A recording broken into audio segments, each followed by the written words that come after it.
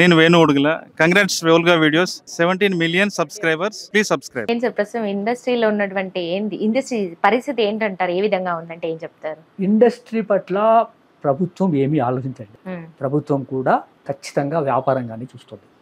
ప్రభుత్వం కూడా సినిమాని ఒక వ్యాపారము, మనకు ట్యాక్స్ వస్తున్నాయా, జిఎస్టీ వస్తుందా, మనకు మార్కెట్ జరుగుతుందా, దానిలో ప్రొడ్యూసర్లు, డైరెక్టర్లు, యాక్టర్లు మనకి ఏమైనా ఉపయోగపడతారా అనే యాంగిల్లోనే మాట్లాడుతున్నారు. అట్లనే వర్క్ చేస్తున్నారు. ఎందుకంటే రాత్రి 1 గంటకి సినిమా ఏంటండి, చిన్న పిల్లలు 1 గంట రాత్రి ఒక సినిమా చూస్తారు. 1 గంటకి 50 రూపాయలు, 100 రూపాయలు టికెట్, 600, 2000, 3000. What is this? దీనికి ప్రభుత్వం సపోర్ట్ చేస్తుంది. ఎట్లా? మార్నింగ్ 8 o'clock సినిమా వేస్తేనే, అప్పుడు మేము ఫిల్మ్ సొసైటీలో 20-30 ఏళ్ల క్రితం ఒక థియేటర్లో ఆదివారం పూట 8 o'clock షో వేయాలంటే దానికి సెపరేట్ జీవో తెప్పించుకో, కొట్లాడి స్టేట్ గవర్నమెంట్తో కొట్లాడి దానికి అది పర్మిషన్ ఇవ్వమని జాతీయ స్థాయిలో ఫిల్మ్ సొసైటీకి ఒక ఫెడరేషన్ ఉంటే, ఆ federation Satyajit Ray was the president, Indira Gandhi was the vice president. అప్పుడు వాళ్ళ లెవెల్లో ఇన్ఫ్లుయెన్స్ చేసి మార్నింగ్ 8 o'clock షోకి స్పెషల్ పర్మిషన్ ఇచ్చారు. అది ఒక మీనింగ్ఫుల్ సినిమా. సండే నాడు పొద్దున 8 o'clock సభ్యులకు మాత్రమే చూపేయడానికి అది కూడా అంత కండిషన్స్ తో ఇచ్చారు అప్పుడు. ఇవాళ రాత్రి 1 గంటలకు సినిమా ఏంటి, మార్నింగ్ 4 గంటలకు సినిమా ఏంటి, morning 4 o'clock cinema, mid night 1 o'clock cinema, 8 o'clock cinema, back to back cinema. ఎట్లా అది అంటే ఏంటి?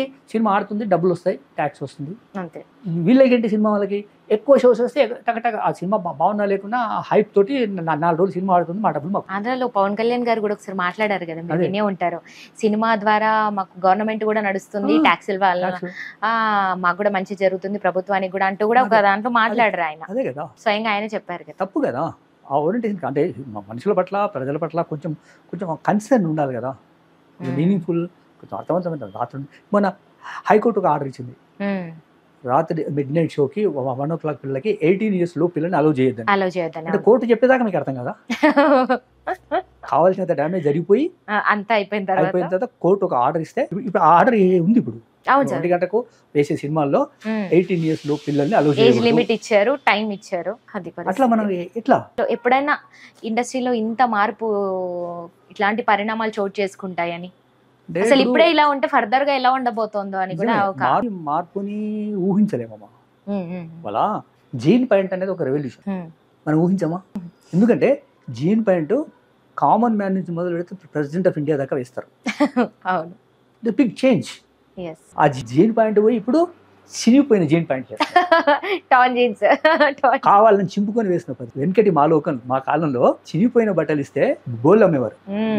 మీకు ఐడియా ఉందో లేదో, చినిగిపోయిన బట్టలు, పాత బట్టలు ఇస్తే బట్టలు తీసుకొని స్టీల్ గిన్నెలు, స్టీల్ బౌల్ ఇచ్చిపోయేవారు. ఇప్పుడు చినిపోయిన పాయింట్ కనీసం అవన్నీ వస్తాయి అనిపిస్తుంది వాటి, కానీ వీళ్ళు ఫ్యాషన్ చేసుకొని తిరుగుతుంది. మార్పే కదా మనం ఊహించాం, మేమైతే ఊహించలేదు.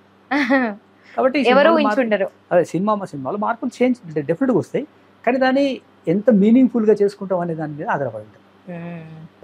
మీరు రాసినటువంటి పుస్తకాల గురించి మాట్లాడితే, ఇది సెకండ్ కదా సార్ సినీ సుమాలు, ఏం సార్ అంటే దీంట్లో ఏం పొందుపరిచారంటే, ఇట్లా ఆలోచనలు ఎలా వస్తాయి సార్ అంటే, ఇట్లా ఏదన్నా చూసి అనుభవించి అనుభూతి చెందినప్పుడే ఇలాంటి థాట్స్ అనేది వస్తూ ఉంటాయా, లేకపోతే ఎట్లా సినిమాకు సంబంధించి రాసిన బుక్స్ అయితే డెఫినెట్ గా ఆ సినిమాలో చూసి, ఆ సినిమాలో ఉన్నటువంటి ఆ ఎలిమెంట్, బేసిక్ ఎలిమెంట్ ఉంటుంది, ఆ ఎలిమెంట్ అర్థమై మనకు మనసుకు నచ్చినప్పుడు ఆ సినిమాని అనలైజ్ చేస్తూ రాయడం. ఇప్పుడు సపోజ్ దాసి అని ఒక సినిమా వచ్చిందమ్మా, మన 90s లో వచ్చింది, బి నరసింహరావు గారు చేశారు.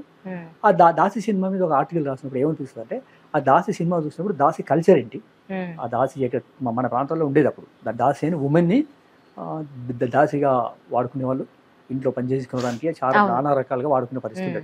అది చదివినప్పుడు, అది చూసినప్పుడు, ఆ సినిమా చూసినప్పుడు అంతకుముందు విన్న కొంచెం ఆ జ్ఞానం, ఆ సినిమాలో చూపించిన తీరు, ఆ సినిమాలో ఏకేబీ సినిమాటోగ్రాఫర్ అద్భుతమైన షాట్లు అవి చూసినప్పుడు వాటిని ఎట్లా చెప్పాలి, అసలు వాళ్ళందరూ చెప్పాలి కదా ఎవరికైనా. మనం as film critic we have to say ఆ సినిమా ఏముంది, ఏం చేశారు, ఏముంది, అసలు దాన్ని చెప్పాల్సిన అది చూసిన అనుభవంతో రాస్తాం. సినిమాకి సంబంధించి అన్ని అట్లాగే రాస్తాం.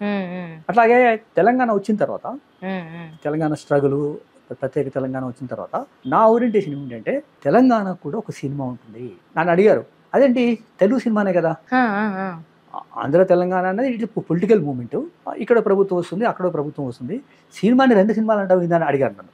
లేదు, ప్రతి ప్రాంతానికి ఒక కల్చర్ ఉంటుంది, ఒక భాష ఉంటుంది, ఒక జీవన విధానం ఉంటుంది, వీటన్నిటిని రిఫ్లెక్ట్ చేసే కవిత్వం ఉంటుంది, కథలు ఉంటాయి, సినిమా ఉంటుంది. ఎట్లా ఉంటుంది అంటే తప్పకుండా ఉంటుంది. నేను కావాలంటే ఎగ్జాంపుల్స్ చెప్తానని. హిందీ సినిమా బాంబేలో బేస్డ్, 100 సంవత్సరాల నుంచి హిందీ సినిమా బాంబేలోనే బేస్డ్. బాంబే నుంచే హిందీ సినిమా ఎదిగింది. ఇవాళ మొత్తం భారతదేశం, ప్రపంచం అంతా కూడా హిందీ సినిమా ఆడుతున్నది. కానీ హిందీ సినిమా ఉన్న బాంబేలోనే, హిందీ సినిమా ఉన్న మహారాష్ట్రలోనే మరాఠీ సినిమా కూడా ఉంది. మరాఠీలోంచి కూడా అద్భుతమైన సినిమాలు వచ్చాయి, చాలా సక్సెస్ఫుల్ సినిమాలు వచ్చాయి. అది ఎట్లా సాధ్యమైంది? When you go to Bengal, when you go to Kerala, ప్రాంతీయ సినిమా బాగా సక్సెస్ అయింది కదా. మీరు తెలుగు సినిమాను పాన్ ఇండియన్ సినిమా అని చెప్పుకుంటున్నారు కదా.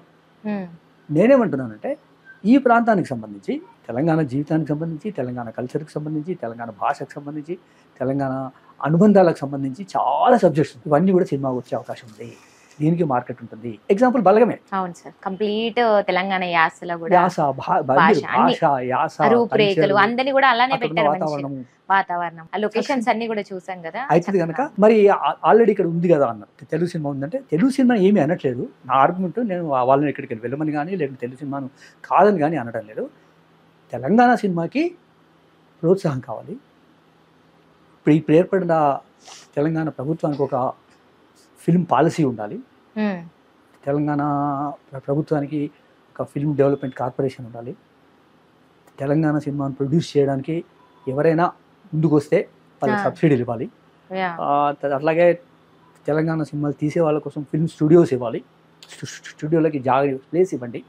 ఇట్లా తెలంగాణ ఓరియంటేషన్లో వర్క్ చేయాల్సిన బాధ్యత ఉంది అని తెలంగాణ సినిమా దశ దిశ అని నేను ఒక పుస్తకమే రాశాను. ఆ వ్యాసాలన్నీ కూడా అనేక పత్రికల్లో పబ్లిష్ అయ్యాయి.